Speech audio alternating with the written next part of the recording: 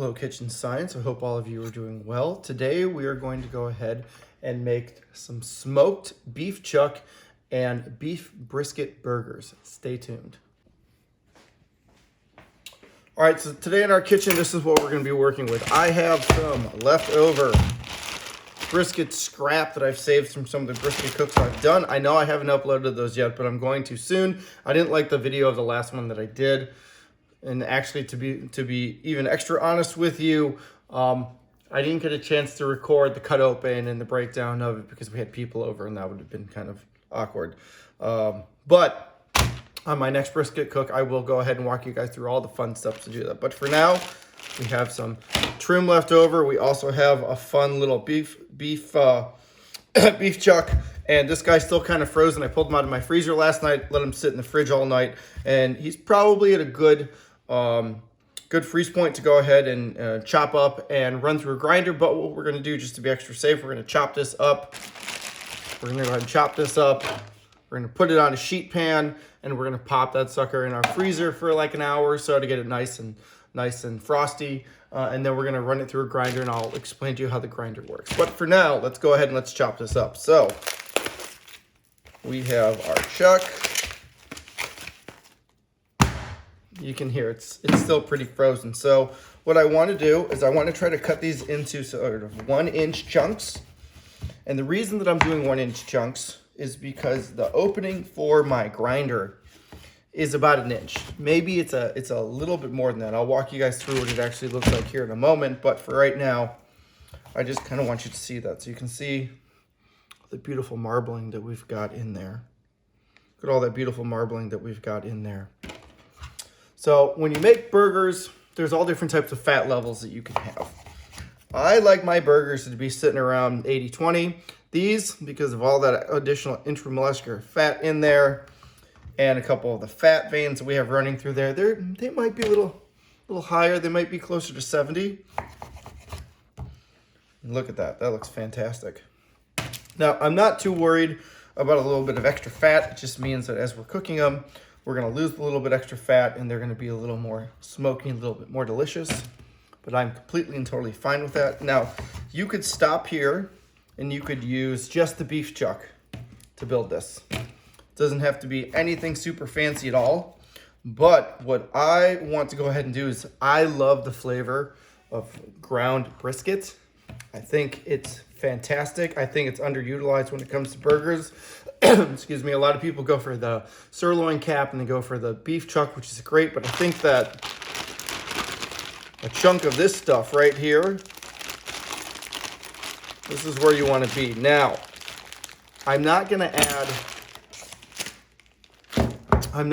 a ton of this because there's so much fat sitting in here. So I'm just going to add a little bit of it. And I'll walk you guys through what that little bit looks like here in a moment. I definitely want some of the meat because I really, really, really want to showcase that brisket flavor. Right? So we've got some brisket meat right here. This is great with a bunch of fat.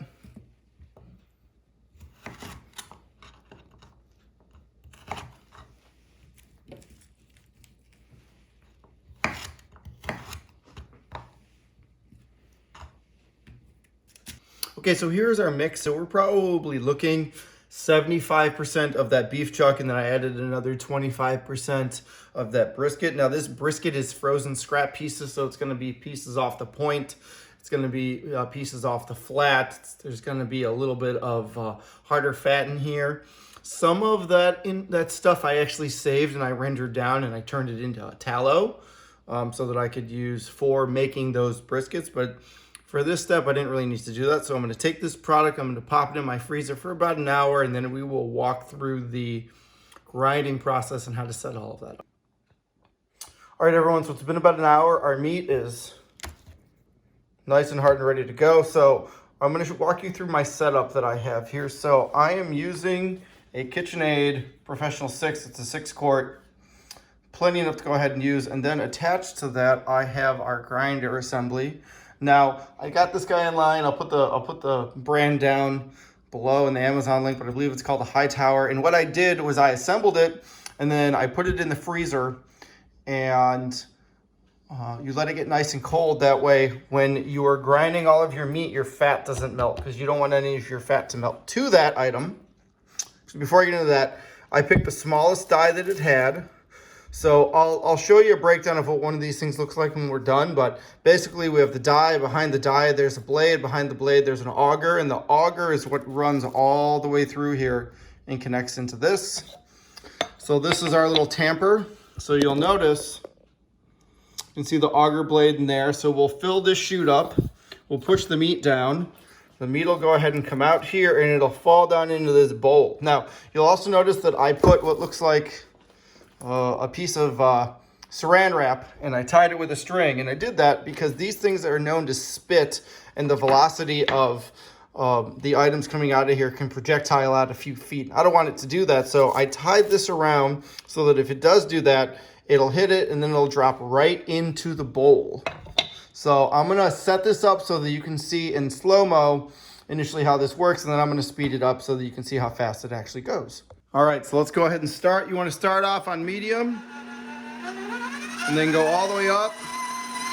Make sure that you fill the cavity. All right, so as you can see, we wanna turn it on all the way up, and take our little nub, drop it in, take our plunger, push it down, and you can see how it's starting to come out right there. So what I'm gonna end up doing is doing this entire plate of meat here.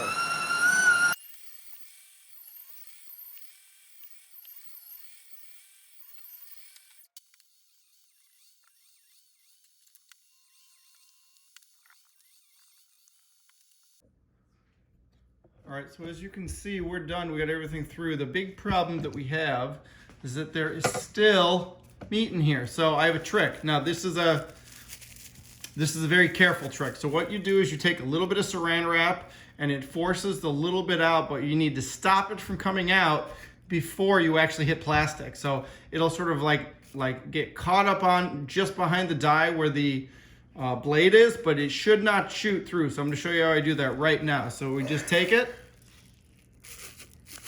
plug her in there, we turn the machine on, and voila.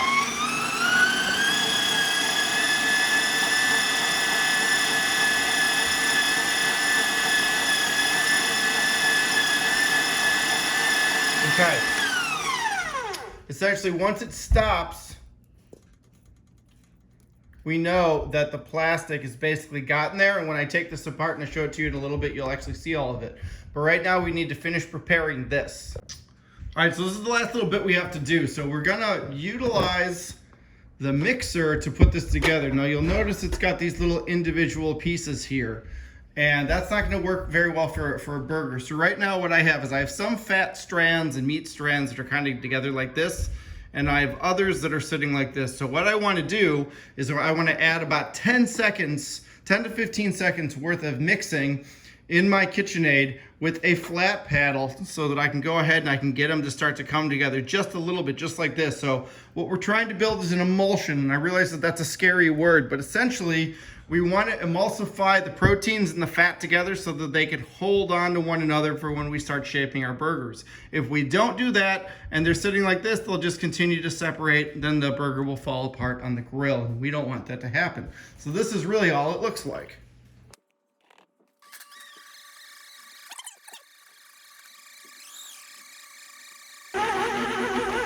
And you can see how it's starting to come together. That's what I'm looking for. That's gonna give me the nice tight pack that I want, so that when I put these together and I smash them, you see how tight they are, how they don't really want to fall apart. This is exactly what we're looking for here. So next we need to patty them up. All right, so here's our burger mix, and now we need to go ahead and patty them up. So we're gonna do an 8-ounce patty, so a half-pound burger. So I have a scale out here, I've tared it, there's a piece of parchment paper on it.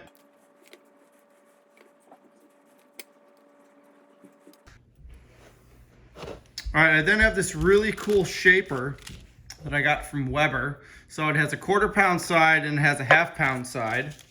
So we're gonna take our piece of paper and our burger. We're then gonna go ahead and get another piece of paper like so. We're gonna put it on top.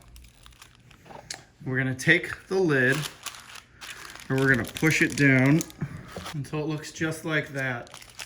Right? It goes all the way down, nice and flat. And then when I lift this off, I have a burger patty melt. Now these are gonna end up going on the smoker, but first I gotta sit in the fridge for maybe about 20 minutes. So we let this protein and all this fat mix together kind of come. These burgers, as you can see, we're probably sitting more closer to a 70-30 than we are to an 80-20. So I'm pretty happy about the extra fat we were able to put in from the brisket and the meat. So I'm really gonna look forward to trying these. All right, everyone, so here's the grinder. We're gonna go ahead and take it apart and I'm gonna show you the parts. This has a lot of threads, as you can see. There's a lot there too. All right, then the easiest way to do this is if you look back here, there's this little piece. So you just do that. This pops off, and then here is our knife that runs against the inside of this guy, right? And then inside of here we have our little meat sickle, and you can see the plastic and how it sort of pushes it all forward on there. But yeah, there you go. There's all the plastic, never got through, and that's a little bit of meat that's left over. So that's how this guy works. Works pretty well. So this I'll end up tossing in the trash. All right, everyone, we're sitting right at temp. We're right at 250. We've got some beautiful blue smoke going out. We've got this open a little more than I want, but I think it'll go ahead and it'll calm down a little bit. I don't have a ton of charcoal in there and a ton of wood, but I definitely do have enough. I know I didn't show that this time, but I'll put something in that shows that that is actually there. But for now, these are burgers. We've got our meter probe in. Pop this guy open, all that beautiful smoke. We're gently gonna put these on. The goal here is to smoke them. You know, the internal temp of 120 is great if I get there, which I know that I will. But honestly, my real goal is to just go ahead and get as much smoke into these burgers as I can. So we're gonna let them go for about 1.5 hours, and then we'll check on them and we'll monitor them with our meter app. So the red onions just went in. They'll go ahead and get mixed into here. We'll pull them off the heat. And then they'll go ahead and sit till they cool off, and then we'll try them out. All right, well, here they are. They took 45 minutes at 245 degrees to go ahead and get up to temp. We're sitting at 120 degrees. We've got lots of liquid coming out, nice and tight. So at this point, we're gonna let them rest for about 10 minutes, and then we're going to sear them on a dry pan. We're going to do that on our stovetop, and then we're gonna add a bit of cheese, and then we're gonna go ahead and build our burger. All right, so we got a pan on high. We've got a little bit of oil in there. Now we're gonna sear this guy off on both sides. And in fact, I'm hungry. I'm gonna make two, so we're gonna sear one side, then we're gonna sear the other side. We're gonna flip them over, we're gonna add some cheese. We're then gonna go ahead and toast off some buns. We're gonna add our pickled onions, and that's gonna be that. All right, time to flip the burgers. Got a nice sear on them. Ooh, look at that. Yeah, look at those. Okay. So next, we then need to go ahead and we need to add the buns. All right, so these are King's Hawaiian rolls, and I already buttered them. That's why they're a little sticky. So 1, 2, 3, and 4, and now we gotta add the cheese. And so the best cheese to use is American cheese. This is Boar's Head Whole Milk Yellow American. It is my favorite. When I was living in Europe, they have a lot of phenomenal cheeses and a lot of phenomenal food, but this was definitely one of the things that I missed. See, we've got nice golden brown. Oh yeah, look at that. Oh yeah, those are gonna be fantastic. All right, if you've done this properly, that's what it looks like. So we're gonna go ahead and take our burgers. Ooh, not good. Move them over to our buns. And you'll probably think it's odd that I'm using silicone on nonstick, but you don't want to use metal on nonstick. It'll scratch it. Funny enough, this pan is well over 12 years old, and it doesn't have a lot of open scratch marks in it, and I've kept it like that because I use stuff like this inside of it. All right, so now the next thing we have is we're going to add a little bit of sriracha mayo. So this is easy. This is a half a cup of sriracha mayo and 1 teaspoon of sriracha with a 1/16 of a teaspoon of kosher salt mixed together. And I like to make this stuff probably about an hour before I need it. That way the salt has its time to kind of mix into everything. Doesn't really take an hour, but it's a good practice to go ahead and do. So we're gonna take our toasted buns. All right, so the sriracha mayo is now on. So the next part that we have is our pickled red onions. I popped them in a jar. So we have our pickled red onions. So I'm gonna open these guys up. I'm gonna just take a few of them and pop them right on here. I mean, this is such an easy recipe to make pickled red onions. It's almost not even fair. I've been making it like this for years. All right, and now the burgers on top. I tried to get a larger buns. This is unfortunately what they had, and I really like these King's Hawaiian buns, so I wasn't gonna go ahead and not use them. All right, so next,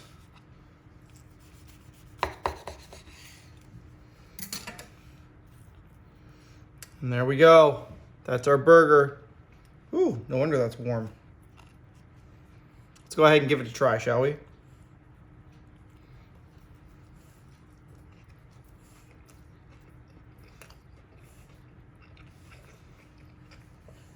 Oh, wow.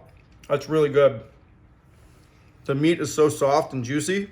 There's so much smoke. There's even a little bit of a smoke ring you can kind of see right there. Onions are perfect with it. The sriracha mayo gives it just a little bit of a kick. Fantastic. I'm gonna take another bite.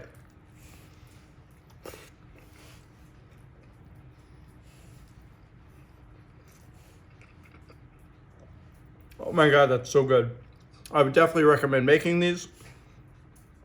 Grinding up your own ground meat is not a very difficult thing to do, as it is a little bit time consuming. It's definitely worth it. I understand it's easier just to buy them at the grocery store, but this tastes so much better, and nobody grinds up chuck and nobody grinds up beef brisket. So if you like that, wow, I would definitely go ahead and recommend trying these. These are fantastic. If you like this kind of content, please go ahead and comment down below.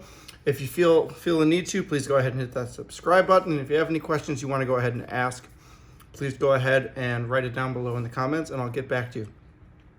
Have a wonderful barbecue week.